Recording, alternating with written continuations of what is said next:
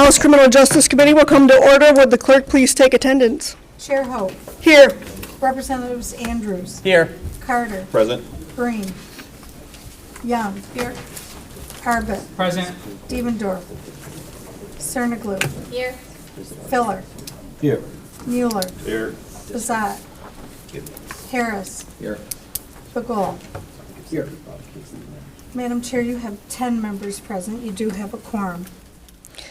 Thank you. Representative Cerniglu moves to adopt the minutes from the June 13th meeting. Without objection, the minutes are adopted. And we will now turn to a presentation from the Michigan Association of Chiefs of Police. Go ahead and get started when you're ready. And please introduce yourselves.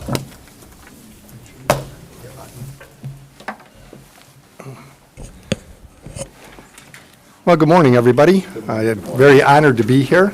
My name is Robert Stevenson. I'm currently the Executive Director with the Michigan Association of Chiefs of Police, and we truly appreciate that you're taking time out this morning so we can spend a little bit of time to explain about what the Michigan Association of Chiefs is, where we came from, and what we do, and hopefully how we can assist all of you at some point in time in the future. The Michigan Association of Chiefs of Police has about 1,100 members. Our association actually started back in 1893, and it was a combination of the Chiefs of Police, the Sheriff's Association, and actually the prosecuting attorneys of Michigan. June 12th in 1924, the association became a standalone association, and next year we will celebrate, if you will, our 100th anniversary. A little bit about our organization and what we do. If you were to look at our Constitution and bylaws, you'd see that our main purpose is to advance the science and art of police administration. We are here also to bring about recruitment and the training of the police profession, which is taking up a large percentage of our time nowadays with what is occurring within our profession and the difficulty we're having recruiting people, and also to seek legislation to benefit the citizens of the state of Michigan, or also law enforcement in general.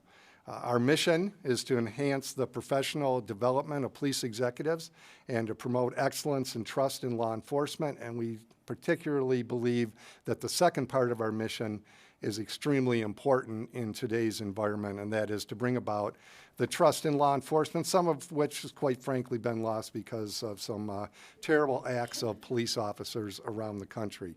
Our vision, we like to think we are a progressive association recognized for leading all Michigan police executives to the highest standards of police profession.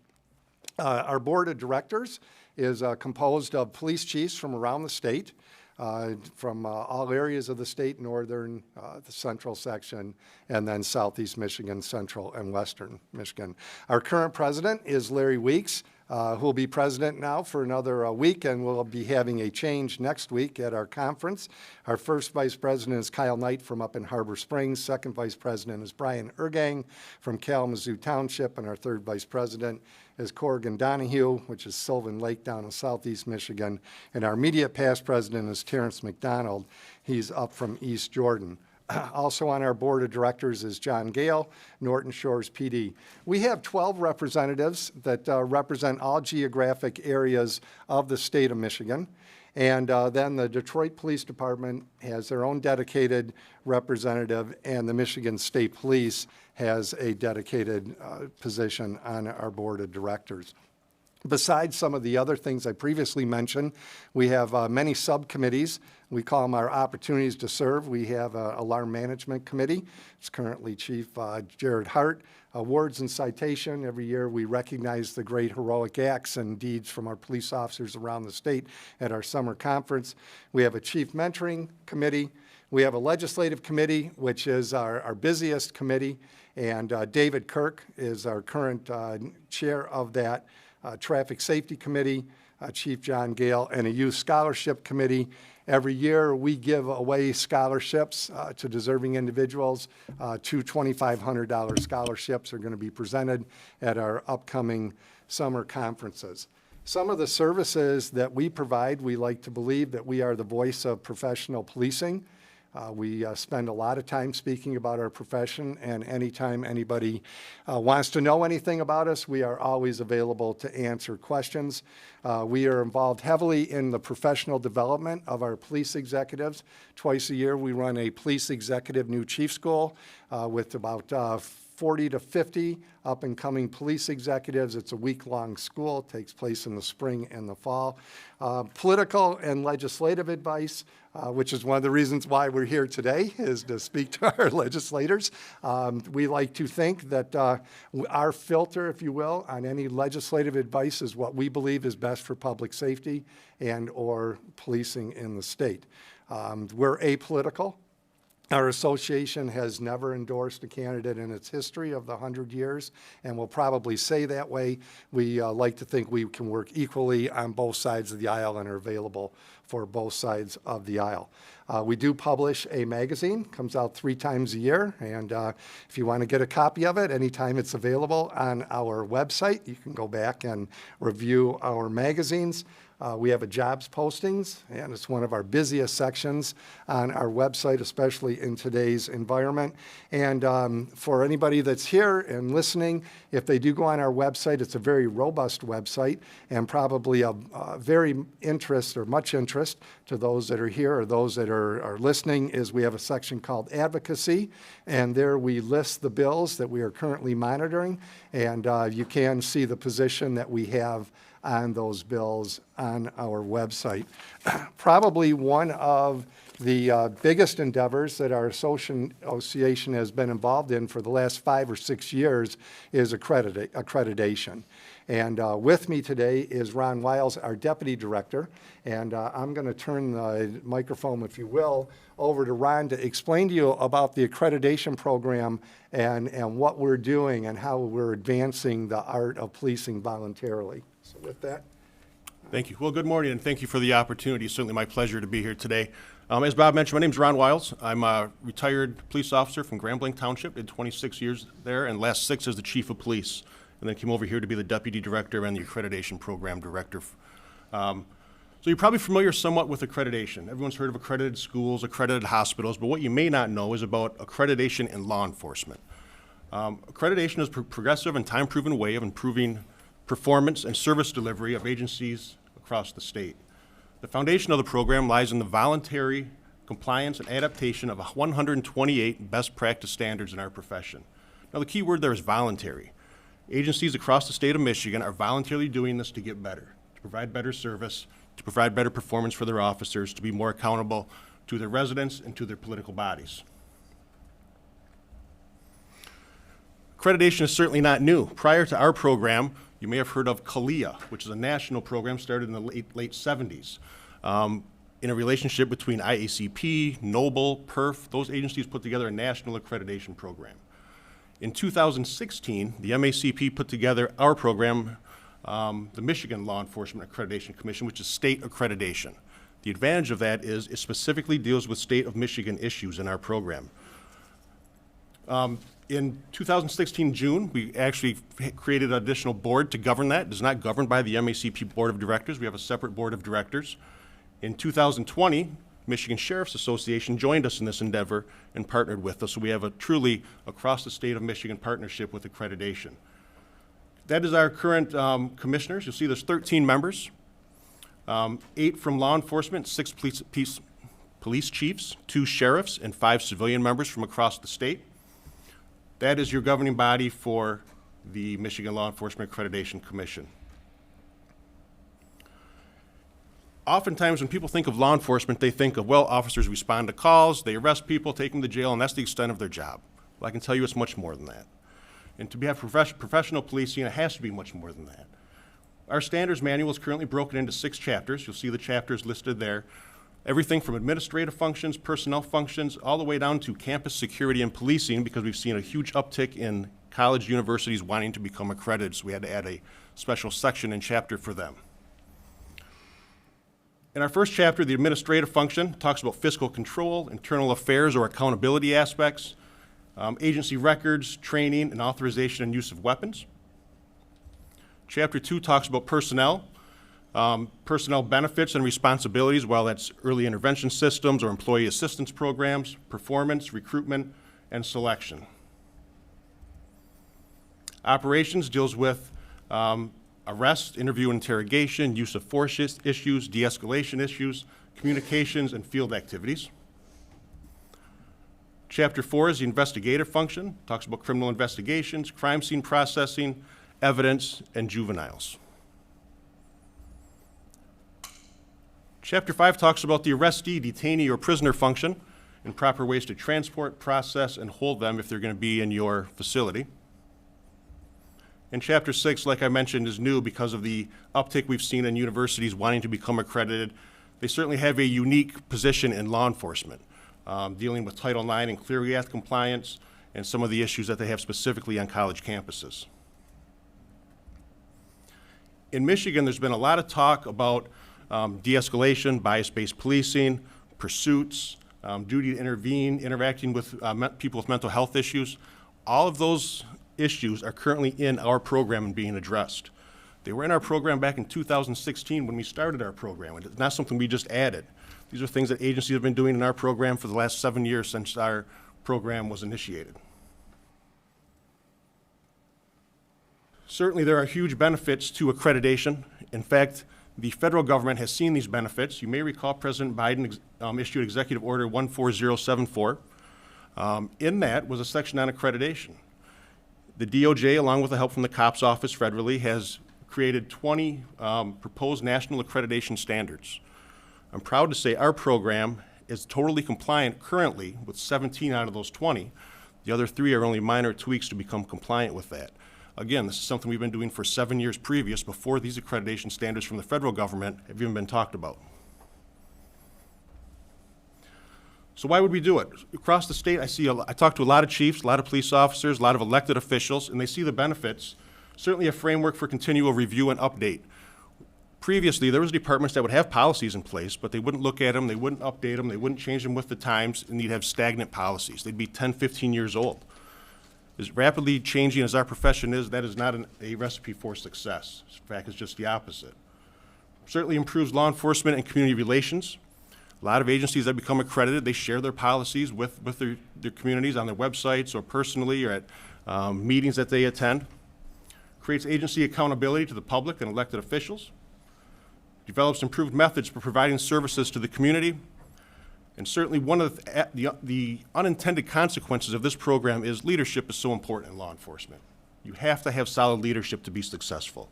And this program does that because they are put in place best practice standards, show their agencies what is the best practice standard, how to follow them, how to be successful. So we're grooming, so to speak, officers that become chiefs, become supervisory people in the future.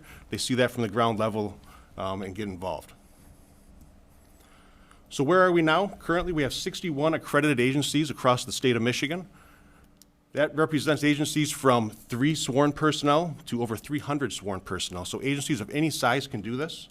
We have 127 agencies across the state currently in the process of becoming accredited. And I say in the process because it's not something you do overnight. This is a multi-year process to be able to be successful in this. We originally give agencies 2 years to accomplish this.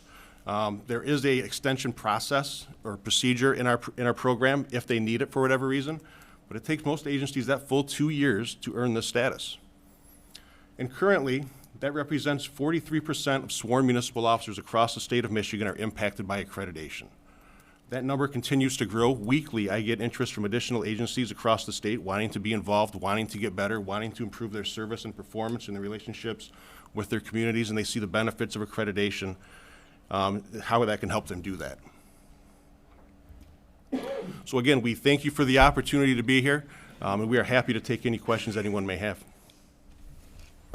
Thank you, and thank you for your brevity. Always appreciate that. I have a question, actually. We hear about MCOLs. This is not the same thing as MCOLs, is that? Can you explain the difference? Yeah. So MCOLS is mainly involved in licensing of police officers. I think most people are surprised to find out to have a police department or a sheriff's office in this state, You do not have to have any rules, regulations, or anything. The only MCO's required standard is a firearm standard.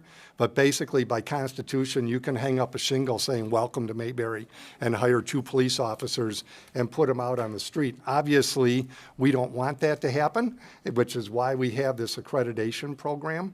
And it's one of the big goals is to bring that up. But MCO's does licensing of police officers, not really involved with police agencies. Thank you. Representative Filler? Yeah, thanks for coming in. Your work, and Chief Kirk from your legislative, who does legislative committee, has just been great with the back and forth. Can you talk to us about maybe current challenges in policing, what you're seeing out there? I know recruiting is probably, I don't call it number one, but probably number one, just getting people to actually come and work. And any other challenges you want to share with us? Yeah, you are certainly correct. Recruitment and retention of qualified professional candidates is the issue in law enforcement. There are not many law enforcement agencies across the state that can say, "Hey, I'm at full staff and I have, I'm set for that way for the foreseeable future." At our last summer conference, just prior to that, we put out a survey to our members, all 1,100 members across the state of Michigan, and asked them what their challenges are. Number one on that list was recruitment and retention of qualified professional personnel. In addition to that, training is certainly an issue. Everyone wants to train. Training is good for this profession. Training creates discipline in our profession. The challenges that we face in that, though, is funding that training opportunity. 75% of agencies across the state of Michigan are 25 sworn police officers or less. So when you take an officer off the road to train, someone's got to fill that spot to be able to provide service to that community. So training opportunities is certainly an issue in our profession as well. Representative Young?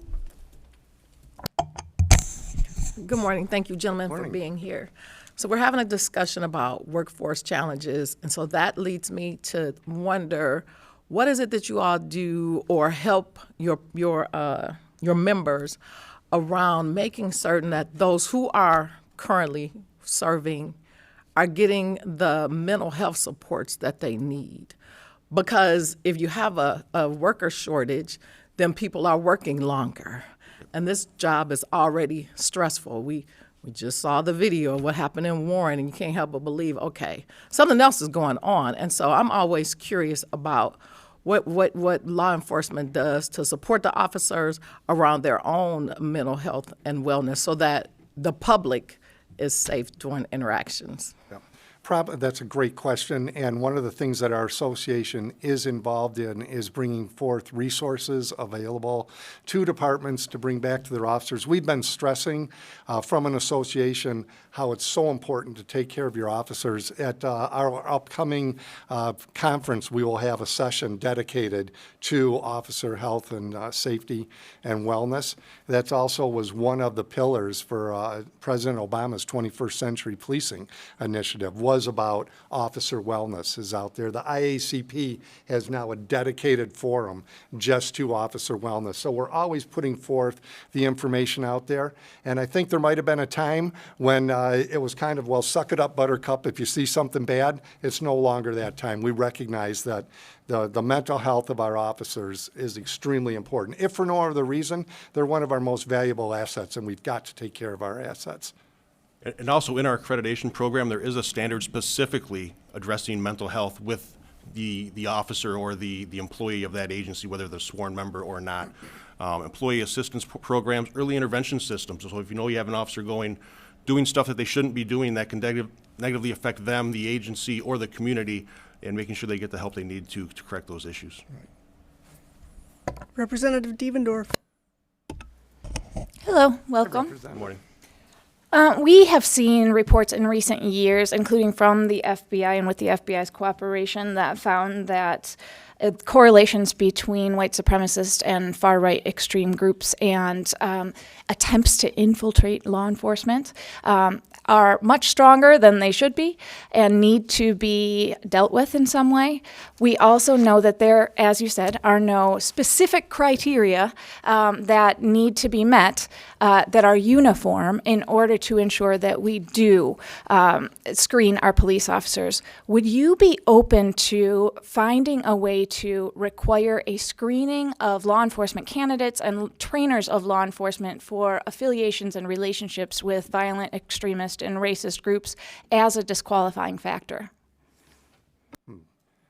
I've never pondered that, but certainly the type of people that you're describing are not the type of people we want inside our profession. And obviously, we need to walk that line because there have been some, actually, there's a law out there that prohibits us from requiring people to give us our password so we can look at their social media accounts. Used to be out there. This is where background investigation is so important to help screen those people out. Now, I will say this, I have not seen an incident of that here in Michigan. I'm not so naive to believe that there could be somebody that harbors some type of thoughts like that, but we've not seen that yet. Thank you. And along those lines, again, currently in our accreditation program, there's a standard specifically for background investigations. I'm telling them a series of steps and things that they have to look into to be successful. And also our partners at MCOLS, they have, you know, when you leave an agency for whatever reason, whether you're fired, you resign, you retire, that agency is supposed to record that, report it to MCOLS. If you're going to hire that person, you're supposed to reach out to MCOLS. So there's certain steps in place to try to manage some of that. But regardless of the issue, whether it's, you know, the issues you're speaking of or others, if we can identify those and keep those out of our profession, that's a good thing for this profession. Thank you, gentlemen, and I assume you're available to answer questions offline as well. We are, and the one thing I would add to all the committee and anybody that's listening, if you're interested in our accreditation program, that is a fully transparent program. If you were to go on our website, there's a tab that says accreditation. Every piece of documentation that's associated with our accreditation program, all the standards, everything are all there in the manual. So everything is open and transparent. Thank you. Thank you so much. We really appreciate it. We're now going to turn to the Justice for Kids and Communities package. We will hear testimony on House Bills 4624 through 4643, but don't worry, we're not taking testimony on each individual bill. Today we're getting an overview, and I'm going to testify, and I'm going to join Rep. Leitner at the table, and we will go at ease.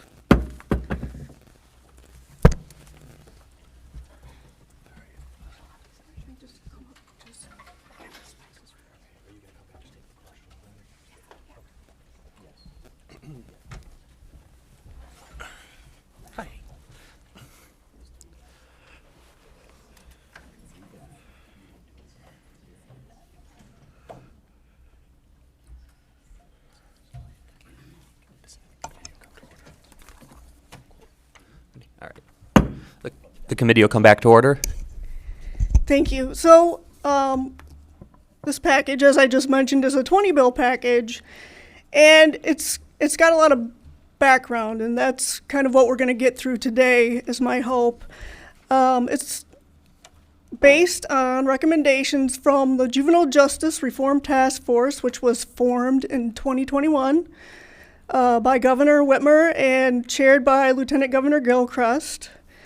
They oversaw an unprecedented assessment of Michigan's juvenile justice system, including looking at case-level data, focus groups, and interviews with more than 100 stakeholders across the state. In July 2022, the task force reached a consensus on a comprehensive set of 32 recommendations to transform Michigan's juvenile justice system. And these are online if you're interested in reading them. The Justice for Kids and Communities package is based on 6 priorities of the 32 that have been identified as the most crucial policy changes for juvenile justice reform. And we'll get through these in more detail, so bear with me. Enhancing the Child Care Fund, expanding the Michigan Indigent Defense Commission to create a statewide juvenile defense infrastructure, expanding the Juvenile Diversion Act, revising the factors considered by the court for traditional waivers and designations, eliminating most fines and fees associated with juvenile justice, and strengthening and expanding the Office of Children's Ombudsman to handle, investigate, and report incidents in juvenile facilities and the child welfare system. This package will be essential to ensuring that our juvenile justice system going forward is equipped to provide youth with the rehabilitation and support services they need to succeed while also bolstering public safety. And I invited Rep. Leitner to join me because she was a member of the task force and she's very, very invested in this issue, and I turn it over to her. Thank you, Madam Chair. Thank you, committee, for giving me the opportunity today to testify regarding the Juvenile Justice Reform Bill package. As an appointed member of the Juvenile Justice Task Force, I'm proud of the work that we have accomplished in the resulting legislation that we have before us today. Michigan's made several improvements to our criminal justice system over the years, but we still detain youth at one of the highest rates in the country. The solutions we propose today recognize the need for our state to address this problem while reducing disparities, strengthening community safety, and improving youth outcomes and reducing recidivism. Today, I want to emphasize the significance of this reform for the lives of young Michiganders and the future of our great state. The primary outcomes of the Juvenile Justice Bill package demonstrate our dedication to reforming the system and redirecting the trajectory of young lives. By enhancing the Child Care Fund, we establish a framework of best practices statewide. We prioritize the use of risk screening and assessment tools, enabling informed decision-making processes. This allows us to provide the appropriate interventions, services, and support our youth need to overcome challenges and thrive. Moreover, the package proposes expanding the Michigan Indigent Defense Commission to create a statewide juvenile defense infrastructure. This expansion ensures that every young person, regardless of their circumstances, receives fair and just legal representation. By extending appellate services for juveniles, including post-dispositional support, we guarantee that their rights are protected throughout the entire judicial process. This provision is essential in building trust and confidence in our justice system. In recognizing the importance of early intervention, the package calls for the expansion of the Juvenile Diversion Act. This expansion ensures that all offenses, with certain exceptions, are eligible for pre-court diversion.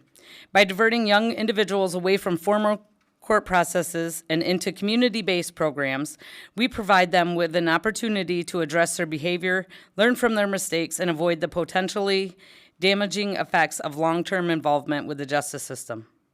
We must also take into account the unique needs and circumstances of our youth.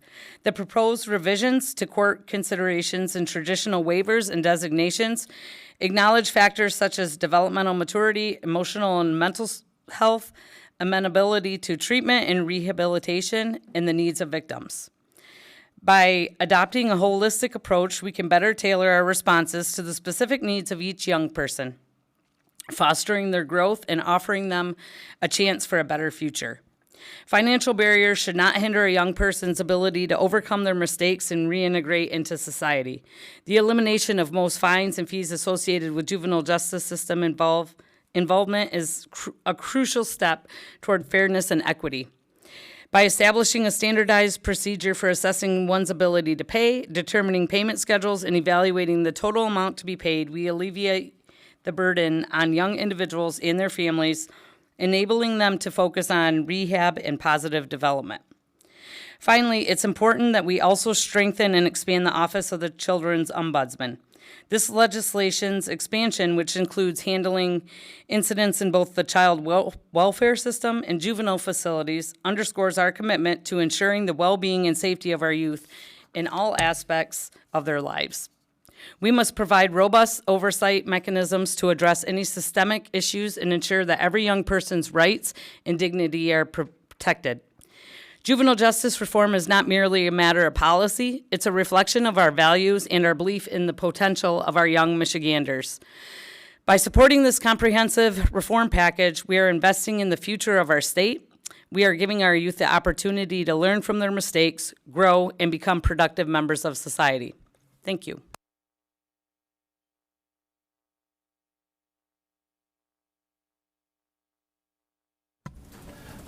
Are there any questions for the Representative Filler? Thank you, Chair. Appreciate it. I do have a couple questions, but only with the Chair's permission. So just keep me updated if I'm going too long, okay? You got it. Thank you, sir. Can you talk to me about the assessment tool, which I believe I'm going to have to find the bill in there. But I believe we're going to create a new risk and assessments need tool of some sorts, maybe 4627, House Bill 4627. And so currently there is a risk and assessment that is being done when an individual is adjudicated. And can you just talk to me about that bill and the change? We will have several experts coming to testify after the two of us, and I'm sure that someone in that group is better equipped to handle the question than I am at this moment. Okay. If you don't mind, Madam Chair, I can at least give a little tidbit anyways as to the risk assessment tool. So there's different evidence-based tools that are out there that are going to be used. And basically what the tool is going to be used for is, it's going to be pre-adjudication. So it's going to factor in length of stay, like if they have to go into a residential facility, and the needs and risk to the community on safety, factors such as that. But we will have experts that will come in and talk to that, because I believe that's Emily's bill.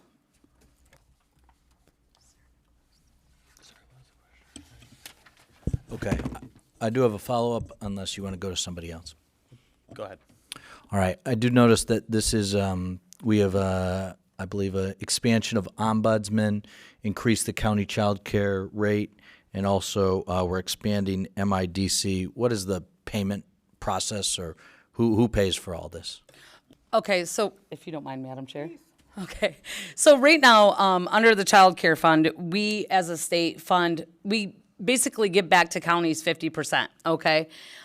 So the idea is to raise the reimbursement for some of that up to 75% because we're expanding services throughout the state. So that's one part, that's the Child Care Fund, and I believe that's Rep. Morris's bill. And then I think Senator Santana has it in the Senate. But anyways, and then that's one section. MIDC, what we're doing is basically bringing parity to the juvenile system with the adult system in regards to indigent defense. So there's going to be certain standards that are going to be different because, the child brain is different, services are different. We have all kinds of different services for them. And we want to make sure that there's also training available for attorneys under the MIDC as well. That also is a county-based, the funding mechanism as well. The state provides money to counties to provide for the indigent defense. What was your third one? I forgot. We're additional ombudsman, increase the county chair. So that's the ombudsman's just an expansion of the child care. And actually, I think Justice Clement can probably speak to that but we're just expanding to include not just the foster services, but also juvenile services under the ombudsman arena.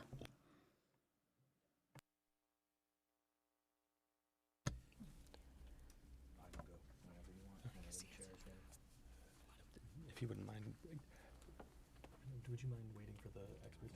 Perfect. All right. Chair will go at ease. Thank you.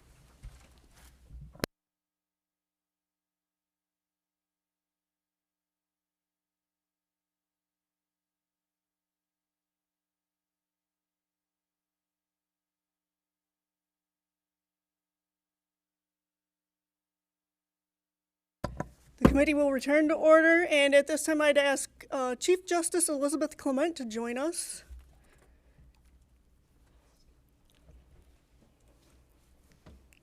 And please go ahead and get started whenever you're ready. Good morning. Thank you, Chair Hope, Vice Chair Andrews, and Vice Chair Filler, and the rest of the committee. I appreciate the opportunity to join you this morning to frame the big picture from the perspective of the judicial branch, and to tell you how important these reforms are to Michigan's future. I was honored to serve on the task force on juvenile justice reform that was chaired by our Lieutenant Governor, and I am grateful to the governor for her leadership prioritizing youth and their families involved in the juvenile justice system. I would like to emphasize that the report and recommendations are based on consensus reached across a wide range of stakeholders. The task force membership included broad and diverse representation of statewide stakeholders, including courts, MDHHS, juvenile justice agencies, law enforcement, prosecutors, defense attorneys, education, youth, and families. In particular, we had representation from those who had lived experiences in the system. Their input was tremendously helpful. For example, I remembered John Castile's testimony about how he remembered being involved with CPS at a very young age and then with the juvenile justice system. And he remembered so clearly the feeling of being very alone. His story was so powerful. No child should have to face being in trouble and also be alone. We also convened a State Court Administrative Office Advisory Board composed of judges and court administrators statewide to support the task force that helped to vet recommendations from various working groups that had focused on specific subjects. As a result of this consensus-based approach, virtually all of the 32 recommendations were unanimously approved. In particular, the recommendations that are reflected in this bill package today were all approved unanimously. Now, the next phase of the reform process is underway, and this package of bills is laser-focused on the goals we all share: to hold youth accountable for their choices while promoting effective services to reduce recidivism and increase positive youth outcomes. The key elements of this reform package is to ensure that all counties statewide are consistently adhering to research-based policies and practices in their juvenile justice systems, while also allowing for local flexibility and innovation. What's important to emphasize is the data-driven nature of the assessment that helped to produce the findings and recommendations. The task force reviewed 5 years of case-level data on youth in the juvenile justice system from SCAO, MDHHS, and a sample of 32 county courts. This kind of data-rich analysis has never been done before, and the process built on the incredible record of the Joint Task Force on Jail and Pretrial Incarceration. The data-driven nature of the work made building consensus for findings and recommendations possible. For example, the task force report highlighted the lack of infrastructure and services necessary to effectively divert low-risk youth from further and deeper engagement with the juvenile system. Research tells us that diversion is a more effective use of resources than engagement with courts. That's why the legislation allows the Child Care Fund to be used for pre-court diversion. The reform package also creates incentives for the Child Care Fund to guide more effective use of residential placements. This hopefully will result in more community-based alternatives. And when appropriate, expanding programming will assist with helping youth remain in their homes and communities safely while receiving services they need. Another critically important element of this package are the risk screening and assessment tools that you heard about earlier that will provide judges and courts with more objective information to guide decision-making and better match youth to the right supervision and services while still maintaining local discretion and flexibility. Of particular interest to me is the legislation Representative Leitner discussed earlier, focused on providing access to quality representation for youth and families across the state. Just as indigent adults now have access to a criminal defense system with consistent standards and training, youth will have access to representation that is appropriately trained and funded, with standards that prevent kids from falling through the cracks. I should also note that while these reform bills are making their way through the state legislature, there are also budget proposals that will create a juvenile justice office within the State Court Administrative Office. This is particularly important because this new division will coordinate statewide implementation of risk needs assessments and screening tools to help drive decision-making, provide statewide technical assistance and quality assurance for implementation of research-based policies, programs, and practices, and it will assist with coordination of statewide court policies, training, data collection, and reporting. What's important to note with respect to this new SCAO division is that the task force made a wide range of recommendations that all complement each other. We must be cognizant of the need to act on all of them in order to achieve our shared goals of a safer, stronger Michigan where every youth achieves their potential. Most of all, I urge this committee to listen to brave young people like John Castile and do everything in your power to make sure that no young person feels alone, lost in the system with nowhere to turn for help. We should look at the programming and data that shows what is already working to provide youth with the resources they need. With your leadership, Michigan can have a juvenile justice system that is more effective, more transparent, more consistent, more data-driven, where decision-making is evidence-based and laser-focused on positive outcomes for every youth. When other states think about reform, I want the experts to say, look at Michigan. Look at what Michigan accomplished. And when we look back on what we did as public servants, we must be confident that we made a positive difference in the lives of young people statewide. Thank you for taking up this package, and I welcome any questions that you may have. Thank you, Justice Clement. We do have a couple of questions from members. Representative Breen. Thank you, Madam Chair, and I appreciate the incredible amount of work that has been put into this by yourself, Reps Hope, Mueller, Leitner. A lot of recommendations have been made. I'm still trying to wrap my head around all of this, but I'd like to know, are there any recommendations or additional topics that you think we haven't covered? Is there anything else you'd like to see come out, if not included in this package, perhaps in another one? Well, I can just reiterate that that almost all of the recommendations had unanimous support from the task force. We would like to see all of those recommendations move forward. We appreciate the prioritization of what we see in this package. But there's definitely more work to do. There's work to do on our side as well, on the court side, looking at court rules that work with new legislation. So there's definitely more that needs to be done. But we're so excited to have today happen, to have these bills introduced and to get working on it. And I think that you'll see that the support from stakeholders around the state are going to help that momentum and keep those recommendations moving forward.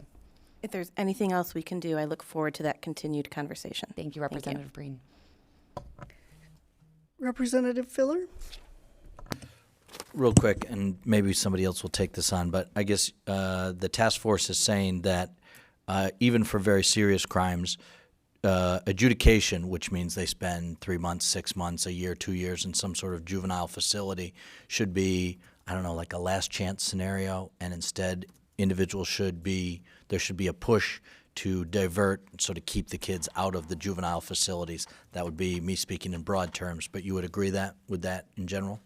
Yeah, the research and the data that we looked at, and we spent a lot of time with CSG, who was our technical provider for the task force. We spent a lot of time looking at the research, and I believe you're going to hear from Judge Allen, who can maybe elaborate on exactly what your question was of what she has seen in her county, and using community services to, with the goal of preventing children from having to go into residential treatment.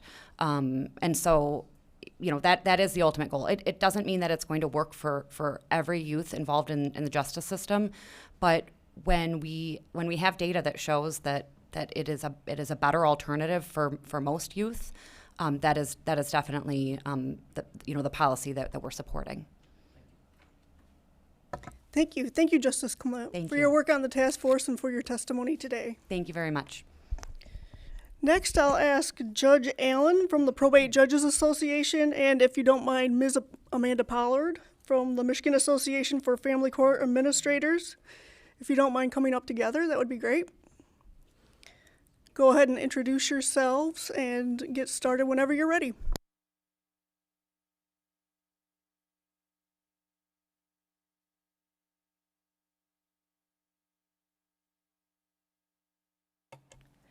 Well, good morning. I am thrilled to be here at this point with juvenile justice, and this has been a long time coming, and you have before you really the product of a lot of work. So let me just introduce myself. I am Doreen Allen, and I am the probate and juvenile court judge for Midland County. I thought I would explain a little bit about probate judges. Why are probate judges in the whole juvenile justice arena? The law provides that probate judges can be assigned to the family court, bottom line. So not all counties have all probate judges doing juvenile work, but definitely probate judges are doing the juvenile court work. So I'm very pleased to be here. And I say that we are here because we have had the leadership of very important people. Governor Whitmer has been amazing, and Lieutenant Governor Gilchrist, and as you saw, Chief Justice Clement has been amazing.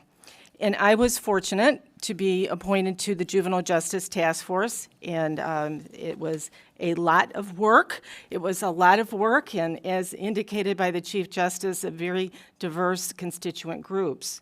Likewise, the Michigan Probate Judges Association appointed me to act on their behalf in that task force. So there were 32 recommendations, as you've already heard, and they were made by the task force. And the Michigan Probate Judges Association did support those recommendations. The task force, and therefore this legislation, which has been introduced, are transformational activities for the state. And it is, as the kids would say, so cool. It's a wonderful moment. It's a positive transformation.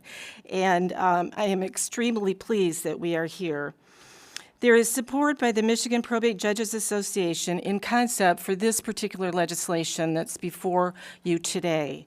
There are some aspects of the bills that we notice need some adjustment, specifically tightening the definitions to ensure that the bills line up with the spirit and with the specificity of the recommendations. And we look forward to working with you. That's why we're here. We are very collaborative, and as I indicated to the chair, I'm a worker bee, so do not ever hesitate to give me a call and let me know what you need to do. So I thank you for the opportunity, and I'm happy to answer any questions that you may have as well. But let me ask Ms. Pollard to proceed. Well, thank you everyone for allowing me to testify. My name is Amanda Pollard. I'm the Attorney Referee and Juvenile Division Director in Eaton County. I'm also honored to serve as the Legislative and Court Rules Co-Chair for the Michigan Association for Family Court Administrators. Our president, Tom Lattig, was an active member of the task force along with Judge Allen, and a lot of our membership were heartily involved in the work groups, which were helpful, I think, in formulating a lot of the recommendations, which are the backbone of this bill.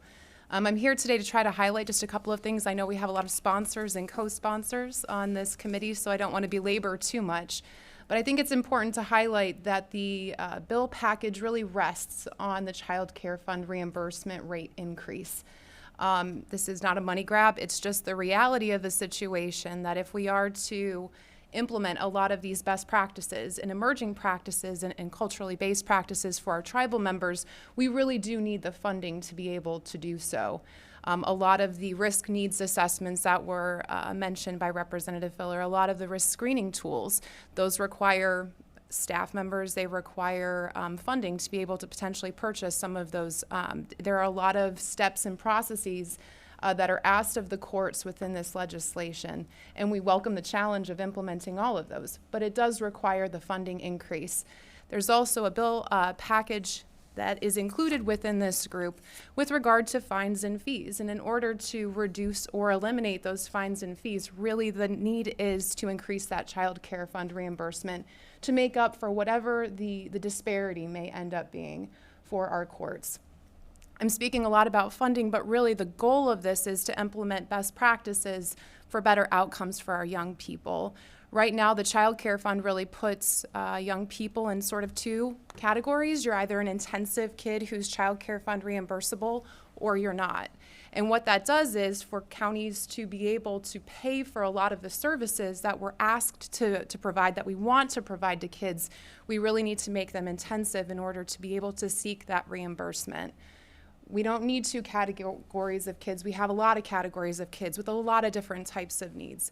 They don't need to have an intensive level of supervision by our courts in a lot of cases. What we found in, I think, the task force was that there is research that substantiates that the more contacts that some young people have with the courts, the diminishing outcome or benefit that they have. And so we really want to be able, through this legislation, to match risk need of these kids and the needs of these children with the level of service we're providing them with specificity. We will find, I think, better outcomes for young people, and long term I believe that we'll find fewer incarcerations, fewer detentions, and the less of a need for removal from homes. We're very supportive of the bill package. We're very grateful that you've been able to take this up. I would certainly welcome any questions, and I would be happy to work with any of you on behalf of MAFCA to further develop these recommendations. Thank you. In my previous life, I was an Ingham County Commissioner, and you know, Ingham County's fortunate we have a dedicated millage for juvenile justice programs, so we weren't too constrained by our financial ability to pay for things. But I know, for instance, very specialized treatment can be very expensive.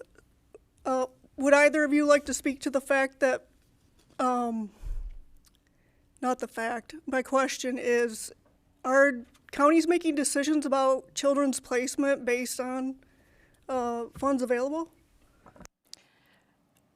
I would say that counties are making decisions based on what is available within the budgetary constraints. So the research-based practices that we're talking about implementing, community-based, evidence-based, they right now get a 50% reimbursement. I'll just give you an example.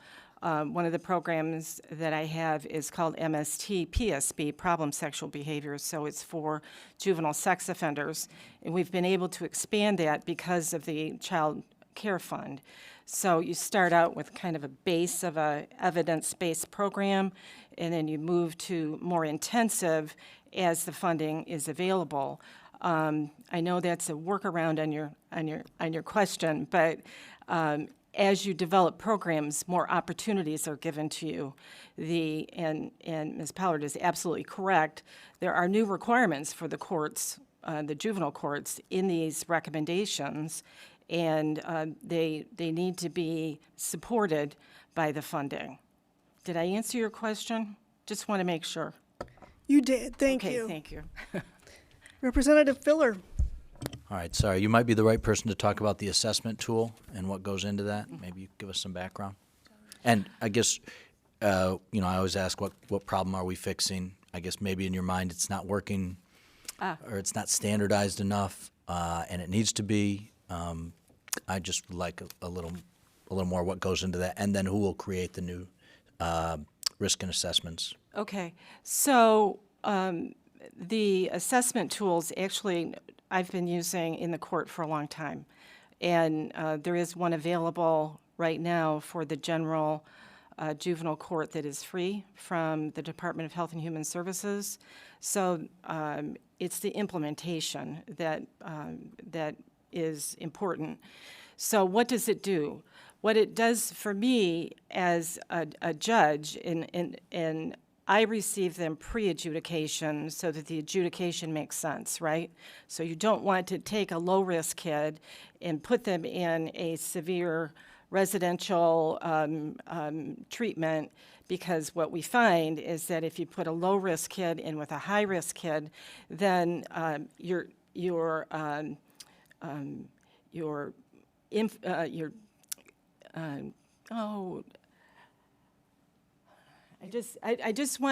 we just want to make sure that our low-risk kids remain low-risk kids. So you keep the low-risk kids in with the low-risk kids. So that screening tool provides a low, medium, and a risk, high risk. It gives a whole continuum of what the issues are with that particular youth. So I know if there are problems with peers. I know if there's a problem with mental health, and if there is, then we do a separate mental health evaluation. And so it gives a total 360 view of the youth, and then therefore it gives a pathway to what the services are that will make sure that, and that's the way I put it to kids in front of me, to make sure that I don't see them in an orange suit. So we are looking to make sure that they are never, ever a part of the adult system.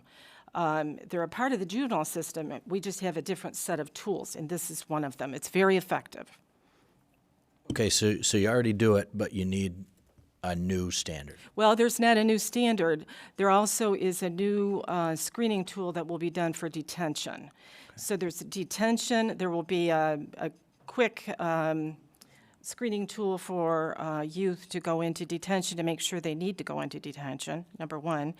And then once the child, the youth is a part of the system, then the screening will be done, and there is a very clear definition of when that will be used and how it will be used under the new legislation that you're looking at. So there will be uniformity throughout the state, and that is a very positive thing. There will be uniformity of opportunity.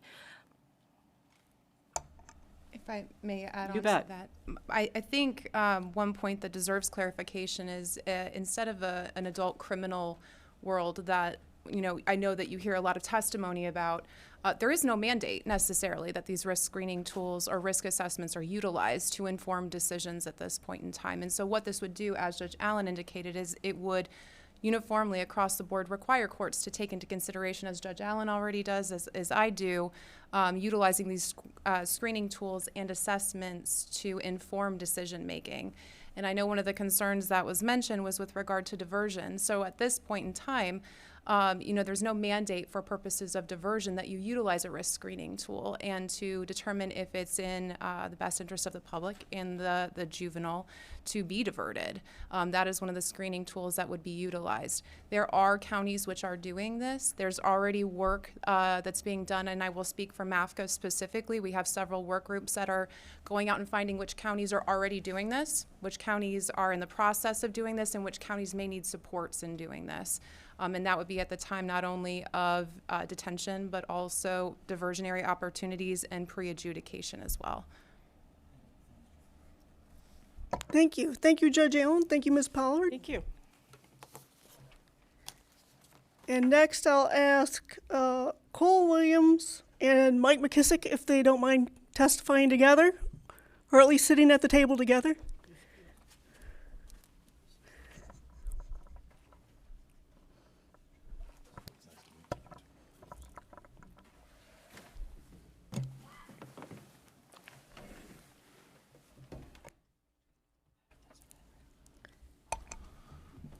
So good morning, committee. Thank you, Chair and committee. So my name is Cole Williams, and I am from Grand Rapids.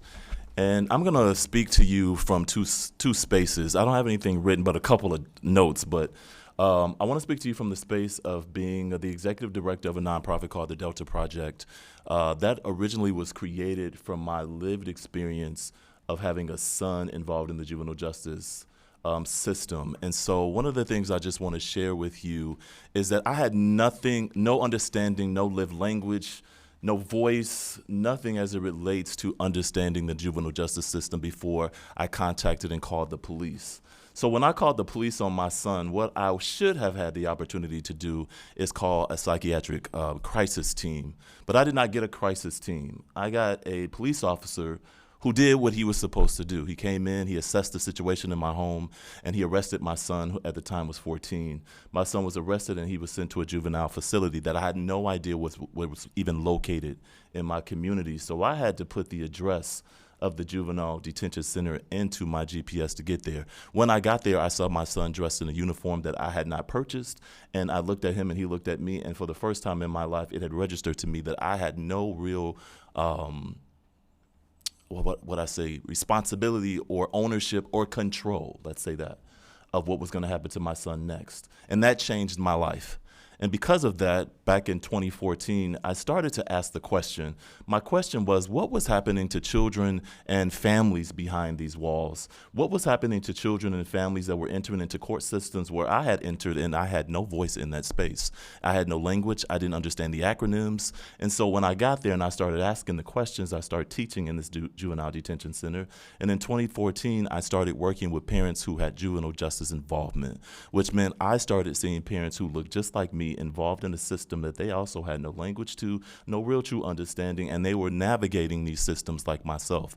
I had the pleasure of raising seven sons, and out of that seven, two of my sons were involved in the child welfare system, right? And so I had cross-system involvement in what they called a system of care. I had no idea as it related to what the system of care looked like because it didn't feel like it cared for the people that were they were set to serve.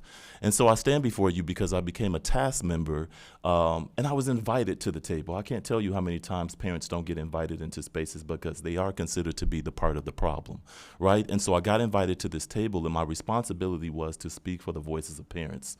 Now, the great thing about that is that I not only spoke about my story, but I've also had the pleasure of working with parents in both Kent County and Ottawa County, right? And I serve parents, again, since 2014, who enter into my classrooms because they are asked to come, or they're mandated to come sometimes through the court.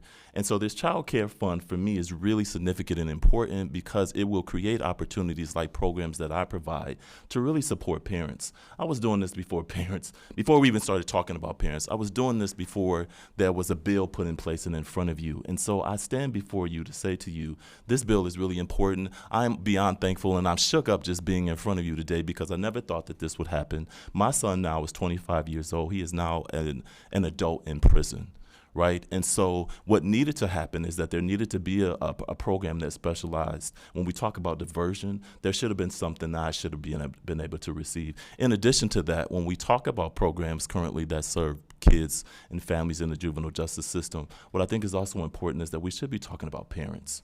And so my new work now is how do we engage parents in this field, right? How do we make sure that parents understand? So my child goes into a residential treatment facility and program, they get CBT, cognitive behavior therapy treatment in the residential program, and then they come back home where I have never received CBT training. And then we're asking parents and youth to be able to not go back into the juvenile justice system. So for me, this work is important. For me, this is about how do we make sure that when we talk about family court, that families also feel like family court is about them as well. And one of the things I'll leave you with that I think is really important that I hold very true to is an African proverb that says, children that are not embraced by the village will burn it down to feel its warmth. And I think that's really important to set the stage for this, right? Because children are doing a lot of things to be seen, to be heard, and to be appreciated, right? And belonging is a very powerful tool. And so this bill will give families and youth an opportunity to belong, to be heard. But in addition to that, there are amazing folks in the juvenile justice system that are doing amazing work in supporting families, even when families don't necessarily see the vision or over the balcony because their own challenges as it relates to navigating trauma and their ACEs and all of the things that we know, right? And so this will give us an opportunity for me in my work too, but also to be a lived experience parent serving families, that this does matter, that our voices are heard, and change can happen in the state of Michigan as it relates to serving families that are involved in our juvenile justice system. And I think this bill, this package, would do just that. And so I'm honored to be in front of you, but most importantly, I want you to know that this work has been hard. I've seen children, I've seen families who come to me and they say, Mr. Cole, I don't know how to pay the court fees and fines. I am also struggling. And so all of this matters in the work.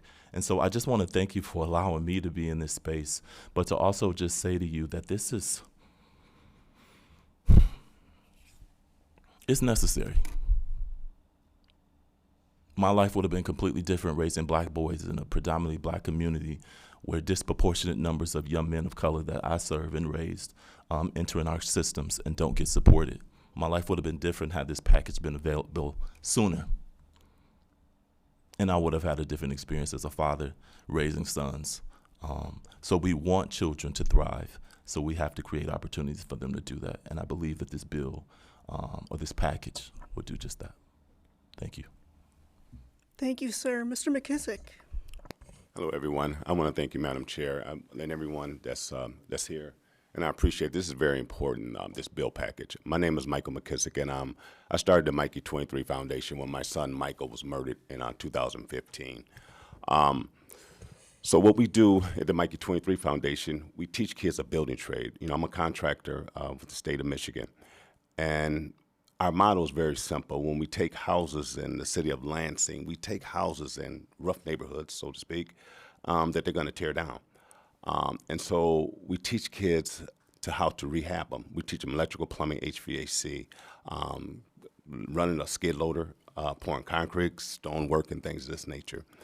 And when we tell our kids, we say, instead of picking up a gun to commit gun violence in your community, pick up a hammer and build up your community. That's our motto at the Mikey 23 Foundation. You know, I went to the juvenile home, the juvenile detention center on Jolly a few years back. And I met this young man as I spoke with like 40 or 50 kids, and I told them about the program that we have at the Mikey 23 Foundation, and you're welcome to come to visit our program. And I had this individual, you know how when you talking to individuals and you can get this eye contact and you can really see that they're really engaged. And so this kid got out, and his grandmother had custody over him. And his grandmother said, you're never gonna graduate high school. That's what she told him. And so he joined the Mikey 23 Foundation, and it was an after-school program that so once he got done with school, he came over to the Mikey 23 program, and we were teaching the building trades. And we give them a stipend. We pay for all their tools and everything. But the stipend is, you got to be accountable for the stipend that we give them because we give them homework as well. And so this kid hung in there for a full year, and this kid ended up graduating high school. He surprised his grandmother. And the bill HB 4634 that we're looking at as far as fines and fees is concerned, his grandmother really couldn't afford to pay the fines that he had. So he worked with the Mikey 23 Foundation, learned a building trade, and therefore was paying his own fine through the money that we was giving him. And so again, this is one of these things that what we try to do is that if they're not successful, the kids are, we're not successful. And so therefore, we have to give them tools in order for them to succeed. And so the biggest thing that we do with the law enforcement, because we kind of team up, Mikey 23 also team up with the law enforcement as well. And about 3-4 years ago, I went to the chief of police of Lansing, and I said, listen, we know we need to bridge this gap between community and law officials. And because of what we have bad apples and everything. So we wanted to let them know that law officials are people too. They got jobs, they got family, and they got mortgages, and et cetera, et cetera. And so Assistant Chief Rob Backus joined the Mikey 23, so to speak. He put a T-shirt on and came to work with Mikey 23 on a Saturday. The kids did not know that he was at that time, a captain at that time. And so I just introduced him as, this is Rob. And so as he came on, at the end of the day, I says, I want to introduce you to who he was. They call me Mr. Mike. I said, Mr. Mike, you already told me who he was. And I said, well, I want to tell you what his career path was, what his career path is. And he said, I'm the captain of the, and I said, police department. Now, mind you, some of these kids are, they straight A students, and some of these kids are from the probation department. So there's a mingle of all inside the Mikey 23 Foundation. And when he said what type of career path that he was on, what these kids, they got really surprised. And now they got this bonding relationship because at every summer program that we complete with these kids, because we go through all 4 seasons. And right now we just started, well, actually Friday, this will be the summer program we started. And the Assistant Chief of Police, Rob Back, we decided every summer class that we finish up, we want the kids to go to Cedar Point. So we pay for a trip and we charter a bus. And so we have law officials attending that with them also. So this bond that they have grown together. So if they see them on the streets, if they see the law officials on the streets, they can say that, that's such and such, such and such. And so these are one of the things that I think that we need to get rid of as far as these fines and fees, because these kids, they really need us. The African proverb that you said, Cole, is very important because we're all in this together. We're all in this together. Whether in the political affiliation that you're with, we're all in this together because we love our kids. And kids don't care what kind of political affiliation that you're with. Kids, when they join our Mikey 23 Foundation with all different nationalities, colors, and religions and things of that nature, this is one group. And therefore, I really appreciate this opportunity that you give me to speak about the Mikey 23 Foundation and listen to everyone up here. And I want to thank you for this opportunity. If you got any questions, please, Thank you. Any questions for these gentlemen? Representative Young? Thank you, Madam Chair. I'll make it quick. For both of you, thank you so much for your testimony. As a mom of 2 black boys, I know what it can be like. And so my question for you both is how do you interact with the parents? So Mike, because without the parents, how do kids even get into Mikey 23 Foundation? And you spoke to that. Yeah. I mean, I know that you've forgiven yourself. Yeah. We can hear that because you're moving forward and you're doing things, but there are parents who are still dealing with making the wrong decision when it came to trying to do the right thing. Yeah. And so I'm curious about both of you, how you're working with parents. So one way that I worked with parents is that I actually just contacted both courts and I said, hey, here's what I'm seeing from my lived experience, and how can I support you in serving parents? And so now my work has really been around training organizations, training agencies, juvenile justice staff, around how do you engage parents, and not just engaging any parent, but engaging some of our tough to reach parents, because the truth of the matter is that a lot of times when we're talking about kids, parents are at the root of that. And what I'm finding in terms of supporting people is saying, hey, parents need just as much support as the children in which they are raising. I needed just as much support. And so one of the things that we're encouraging courts to do is really create a peer-to-peer model. And that is really finding someone who is a champion parent that has been successful in navigating the court system, and then creating an opportunity for them to walk alongside other parents. We find that lived experience parents can do amazing work when they've been able to navigate that. I've been a lived experience parent, and I am saying, hey, this is what I needed, and here is what I've been doing to serve parents in our county since 2014. So I think creating an opportunity and a pathway for them to be heard, but also giving them the same amount of tools as it relates to parenting. So providing that parenting support, but doing it in a way that is less non-threatening, and that parents have an opportunity to see why it's important for them to be engaged in parenting support groups. You know, we have parents that come along with their kids to join the Mikey 23 Foundation. They learn a building trade with them as well. And so we had one young lady a year ago was having problems with her son, single mom, and he was doing very well at the Mikey 23 Foundation. He was really excelling. And she called me up, and she called me up crying, and she says, I'm having problems with my son, single mom, and he raised his hand up. You know, and I said, okay. And so I said, do you mind me having a one-on-one with him in the Mikey 23 Foundation during the week outside the Mikey 23 Foundation? She said, sure, because it was during the summertime. And so I did. And so I didn't really come directly at and ask him why he did what he did. You know, I just started talking to him in general. And he explained to me why he felt the way he felt after we got done with the conversation, because his dad wasn't there. And he needed that intention. You know, he wanted to be heard. He wanted to be part of something that's positive. And so, therefore, him and I had this long conversation over that week that he joined the Mikey 23 Foundation. And the kid turned his life around, and he went back home and apologized to his mother. And actually, he's doing very well. And so we do have parents that come along with the Mikey 23 Foundation, and we got a waiting list, and we got a waiting list. I mean, the waiting list grows because during summertime, the parents want to get their kids involved in a particular program. So yeah, we do have the parents involved in the Mikey 23 as well as their kids. Representative Young, can I say one thing? One of the other things, is that okay? I don't know how that goes. Chair? Yes, if you could keep it brief, just because we have one more expert to testify. Thank you. So one of the things I just wanted to add to your question is that we talk about parents, but also the work is really around engaging officials. So really understanding biases around how we see parents is really necessary in supporting parents as well. Thank you. Can you keep your question brief, Representative Cerniglu? Okay. It's not even a question. I just wanted to say thank you so much for your work. I personally represented juveniles in various counties myself, and when you see a struggling child, you often see a struggling family. So what you're doing is so important, and I'm so happy that you're doing that work and that we're making these changes, because working with kids is so much different than working with adults, and all of these juveniles, we can provide the resources, and I'm happy that we're moving forward. So thank you. Thank you, gentlemen. Thank you. Thank you very much for your work in the community and for your testimony today. We'll now turn to Zoom, where we have Prosecutor Karen McDonald.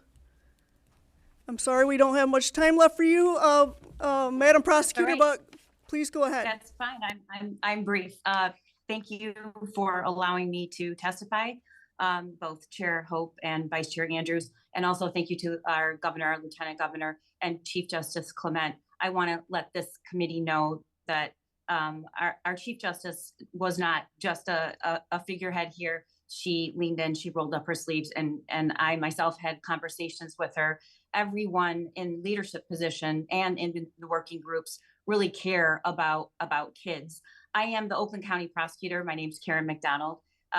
But before I was the Oakland County prosecutor, I was also a family court judge in the Oakland County Circuit Court. So I presided over the juvenile justice, our juvenile docket. And the reason I say that is we need to listen to folks that are actually interacting with kids. And I thank and commend Mr. McKissick and Mr. Williams, who are here spending their time trying to educate us all about what that looks like.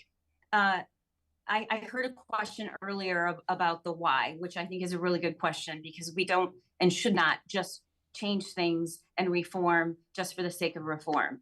But I do want to remind everybody that it is right as we sit here today, the leading cause of death for children in this country is gun violence. And the majority of gun violence killing kids is by other kids, either by their own hand or someone else's.